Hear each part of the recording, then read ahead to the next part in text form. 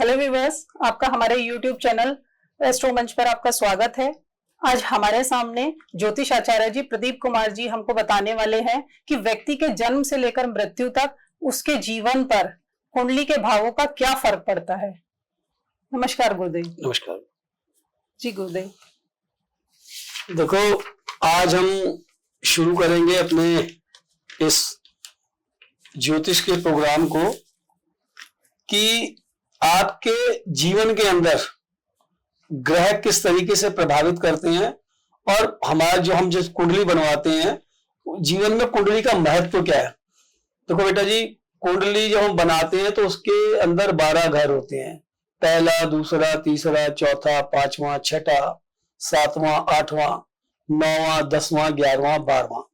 और ये जो 12 घर है ना, ये हमारे पैदा होने से लेके हमारी मृत्यु तक, जब हम मतलब कि समाधि ले लेते हैं या हमारा जो फिजिकल वो है एग्जिस्टेंस है वो खत्म हो जाती है, तो ये पूरे का पूरा ये जो 12 घर है ये पूरी की पूरी हमारे जीवन को डिफाइन करते हैं। पहले घर से हम जीवन के किस हिस्से को देखते हैं। तो आज हम बेटा जी 12 घरों के अंदर 12 ही एपिसोड बनाएंगे, पहले घर से लेके 12वां घर तक। और आप इसको फॉलो करना और हर घर को मिस मत करना। हर घर से संबंधित मतलब पहले घर का क्या महत्व है, दूसरे घर का क्या महत्व है, इसको समझना और इसको साइंटिफिकली लेना, रीजनल होकर लेना। आप अगर मैं बताता हूं, अगर आप कुंडली को ज्योतिष को साइंटिफिकली लेते हैं और अगर रीजनल होकर सोचते हैं तो मेरा बेटा जी 40-45 साल का एक्सपीरियंस है कुंडली देखने का, ज्योतिष का। मैं बोलता हूं कि आपको जीवन के अंदर सिवाय फायदे के नुकसान कुछ नहीं होगा, फायदा ही फायदा होगा। और मैं आज आपको बताता हूँ, आज शनिवार है, मैं एपिसोड जो बना रहा हूँ ये मैं बना रहा हूँ 8 जून को। और मैं अभी इस एपिसोड की रिकॉर्डिंग से पहले एक होरोस्कोप देखने गया था, किसी ने मुझे नीचे बुलाया था। तो मैं ये होरोस्कोप देखने गया था, तो कभी उन्होंने 1990 के अंदर अपने ना बेटे की होरोस्कोप मुझसे दिखवाई थी। उस लड़के का जन्म था 13 जनवरी 1994 का। तो वो 11 साल का था जब बच्चा। तो तब मैंने उसके बारे में कभी प्रिडिक्ट किया था कि भाई इसको ना ऐसे इस तरीके की प्रॉब्लम हो जाएगी। तो उस समय उसको हो गई थी 11 साल में प्रिडिक्शन से। जब मैंने उसकी कुंडली देख के बताया तो उसके थोड़े दिन बाद उसको सब प्रॉब्लम हो गई थी। तो वो प्रॉब्लम तो उसकी ठीक हो गई, उसको मतलब कि उसकी कीमोथेरेपी वगैरह हुई और कुछ बहुत सारी प्रॉब्लम हुई। तो आज फिर वो 20 साल बाद अपने उसी बेटे की होरोस्कोप मेरे पास लेकर आई थी। उनका बेटा क्या कहते हैं, न्यूज उसमें एडवर्टाइजिंग कंपनी के अंदर काम करता है। तो वो आज भी उसकी हेल्थ के बारे में ही जानने आए थे। तो मैंने कहा आज क्या बोली गुरुजी, आपने हमें तब बताया था, कभी मैं आई थी जब 20 साल पहले 2004-2005 के अंदर। तो उस समय उनका लड़का समझ लो 10-11 साल का था। तो और आज जो फिर हमने उनकी कुंडली देखी, तो आज उनकी कुंडली देखकर मैंने जो पहला ही भाव होता है जो आपकी हेल्थ को रिप्रेजेंट करता है, आपके व्यक्तित्व को रिप्रेजेंट करता है। देखो क्या होता है, आपको समझ में आए कि पहले हाउस की इंपॉर्टेंस क्या है। देखो पहले हाउस की इंपॉर्टेंस ये होती है, पहले घर से ना हम आपके शरीर को, आपके शरीर की बनावट को, इस सबको कैलकुलेट करते हैं। आपका रंग कैसा होगा, आपकी आकृति कैसी होगी, आपका रूप कैसा होगा, आपकी विद्वता, आपकी बौद्धिकता कैसी होगी, आपका बौद्धिक स्तर, आपका मस्तिष्क कैसा होगा, आप कितने विवेकशील हैं, आपके अंदर विवेक की कितनी मात्रा है, आप विवेकपूर्ण होकर निर्णय ले सकते हैं, नहीं ले सकते हैं। पहले घर से आप विनम्र हैं, आप उग्र स्वभाव के, ये सब पहले घर से देखा जाता है। आपको यश मिलेगा, मान मिलेगा, सुख मिलेंगे, दुख मिलेंगे। आपको आपका प्रवास बदल जाएगा, प्रारब्ध योग, जिज्ञासा, जो बोलते हैं जिज्ञासा, जैसे रिसर्च करने का, ये भी पहले घर से ही होता है। अब हम ये इसको बताएंगे भाई क्यों होता है। देखो पहले घर का मतलब है जब आपका जन्म होता है, पहले घर किस लगन के अंदर आपका जन्म हुआ है, उसकी राशि क्या है, और लगन के जब आप पैदा हुए हैं आपका जो पहला घर है वहां पर कोई ग्रह बैठा है या नहीं बैठा है, खाली है या कोई बैठा हुआ है, तो इन सब चीजों से कैलकुलेट किया जाता है। मतलब इसके अंदर असमानता हो सकती है, वो उसी को डिस्कस कर रहे हैं आज। तो निद्रा, दादी, आपकी स्त्री का स्वास्थ्य, मतलब घर पहला है, लेकिन इससे हम आपके वैवाहिक जीवन को भी कैलकुलेट करते हैं, वो भी सारी चर्चा करेंगे इसके बारे में। ठीक है, स्वास्थ्य आपका, आपका शारीरिक धैर्य और आपका इम्यून सिस्टम, ये पहले घर से, और थोड़ा संबंध इसका 50-50 कह लो या 60-40 कह लो, या ये कह लो कि भाई पहला घर और पांचवा घर दोनों इंटर रिलेटेड है एक दूसरे से। तो ये भी है कि भाई इससे आपके ना इम्यून सिस्टम के बारे में पता चलता है कि भाई आपका इम्यून सिस्टम कैसा है। आप जब बीमार होते हैं तो आपको दवाइयों के ऊपर ज्यादा आश्रित रहना पड़ेगा, या आप बगैर दवाइयों के अंदर भी, बगैर दवाई खाए भी आपके शरीर के अंदर इतनी क्षमता है कि आप खुद ब खुद अपनी जो हेल्थ है उसको रिकवर कर सकते हैं और आप अपनी बीमारी से लड़ सकते हैं। और आपने कोविड के दौरान देखा होगा बहुत सारे डॉक्टरों ने उस समय एक तरीके का प्रवचन ही था। देखो, जब कोई सिर्फ गुरु लोग ही प्रवचन नहीं करते, बस में कुछ भी ऐसा जो आपके हित के लिए, आपके जीवन के लिए लाभकारी है, वो प्रवचन कहलाता है। डॉक्टर भी प्रवचन ही करता है। डॉक्टर आपको कुछ भी समझा रहा है, दैट इज आल्सो ए प्रवचन। तो बहुत सारे डॉक्टरों ने उस समय प्रवचन किया था कि भाई आप अपने इम्यून सिस्टम को बढ़ाने के लिए प्रोटीन खाइए, ये खाइए, वगैरह खाइए। तो इसका ना ज्योतिष के हिसाब से देखो, अगर आप, मैं आज फिर मैं आपको बता रहा हूं, मैं I am sharing my experience all of with you.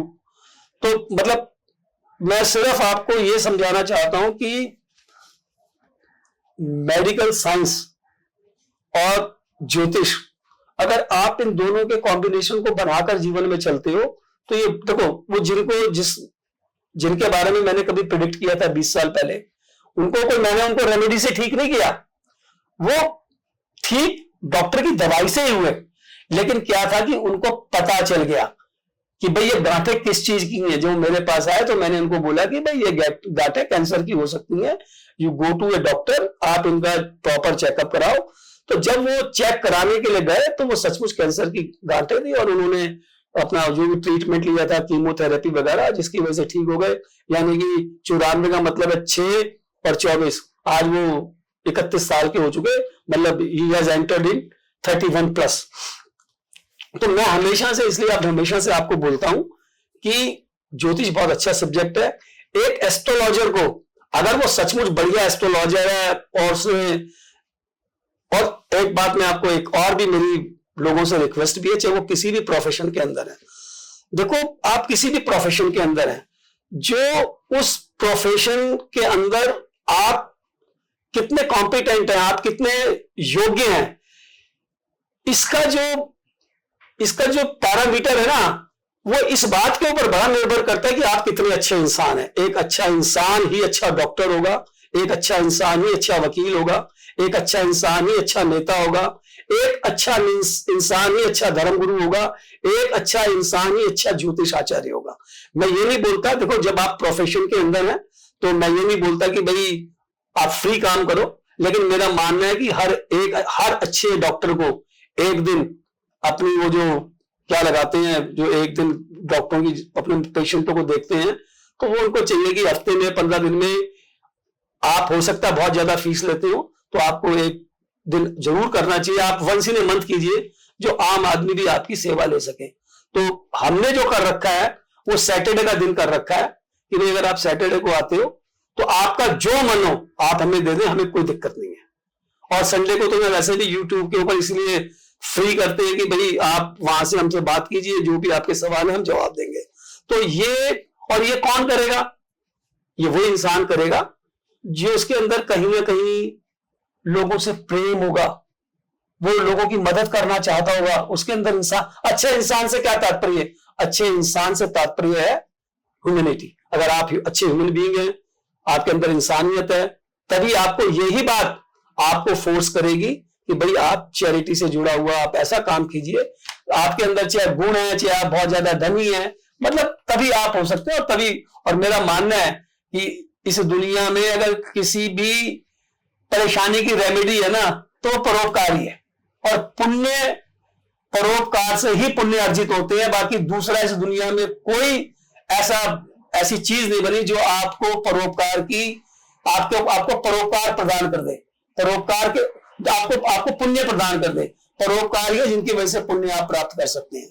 गुरुदेव, जैसा कि आपने इसमें बताया कि कुंडली के प्रथम भाव से व्यक्तित्व का पता लगता है, तो इसके अंदर व्यक्ति के व्यक्तित्व से क्या तात्पर्य है? देखिए, जब किसी बच्चे का जन्म होता है, मान लिया भाई किसी की धनु लगन की कुंडली है जी, धनु लगन या धनु राशि, ठीक है।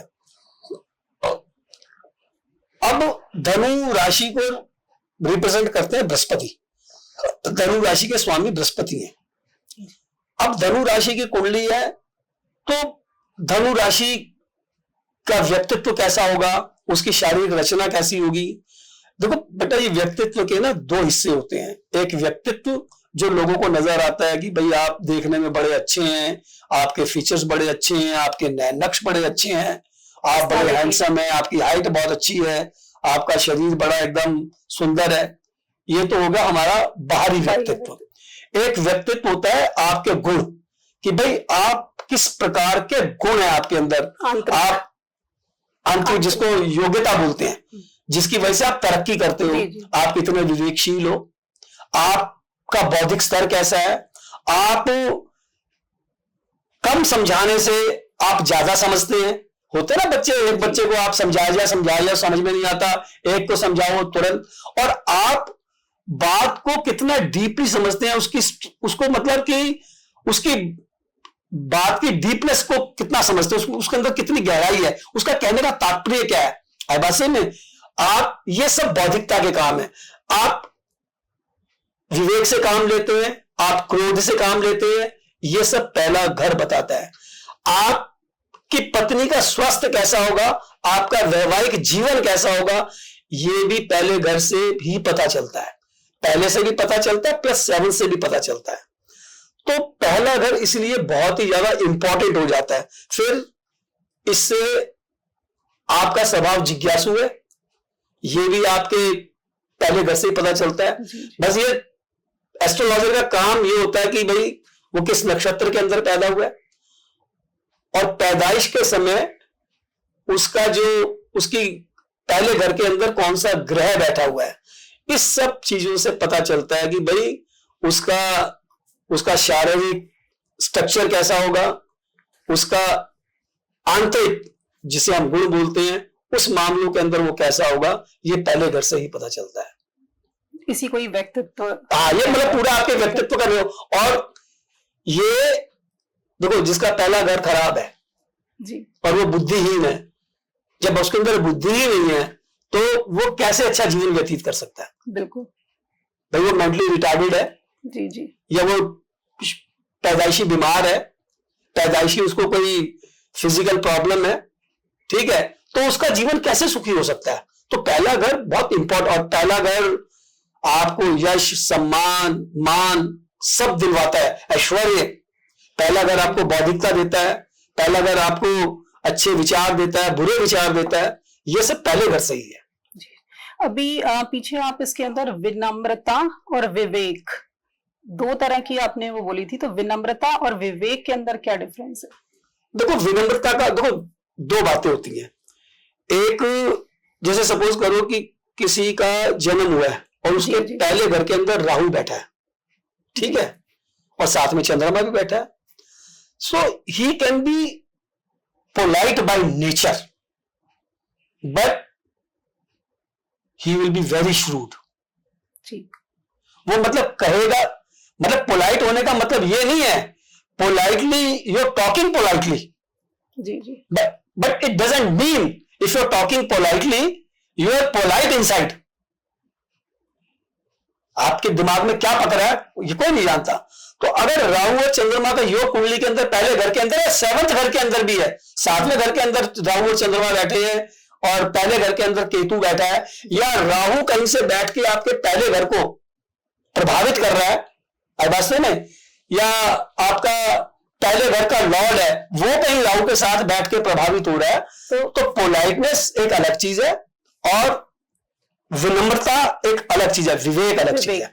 आपके पहले हाउस के अंदर चंद्रमा बैठा है तो आप इमोशनल हो सकते हैं, आप के अंदर विवेक हो सकता है, और चंद्रमा के साथ बुध बैठा है तो आप सॉफ्ट भी होंगे और थोड़ा किसी भी काम को करने से पहले 10 बारी सोचेंगे, उसके कॉन्सिक्वेंसेस सोचेंगे, उसके परिणाम सोचेंगे कि भाई मैं अगर ये करूंगा तो हाँ। लेकिन ये है कि वो चंद्रमा के साथ, अगर उसी चंद्रमा के साथ मंगल बैठा है तो आपको बिल्कुल मोड़ देगा, क्योंकि आप इमोशंस के अंदर डिसीजन लेंगे। अब इमोशंस कभी कभी गुस्सा भी दिलवा देता है, मंगल क्रोध को रिप्रेजेंट करता है, सूर्य भी क्रोध को रिप्रेजेंट करता है।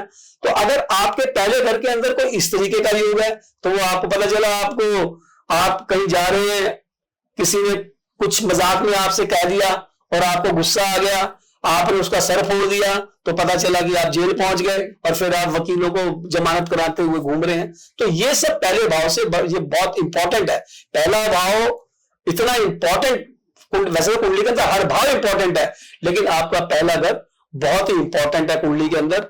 अगर आपको थोड़ी सी भी समझ है, अब आज तो हमने बात की है पहले घर की, जी।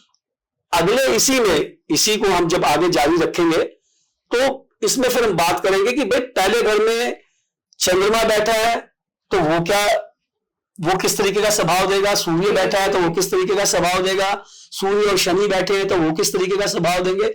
मतलब एक पूरा का पूरा, अगर लोग इसको ठीक से, हम अपने व्यूअर्स से मैं बोलना भी चाहूंगा, अगर आप इसको ठीक से देखते हो तो आपको जीवन में सचमुच जीवन को समझने का भी मौका मिलेगा। और कहीं ना कहीं अगर if you don't believe in astrology, मतलब I am sure about it, after watching this programme you will start believing in astrology, but you will have to follow this. You will not miss any episode. आपको मजा आएगा बेटा, आपको देखने में तो कुछ नहीं जा रहा, you are not losing anything from your pocket। और ये 15-20 मिनट का एक एपिसोड होगा, ज्यादा 25 मिनट का।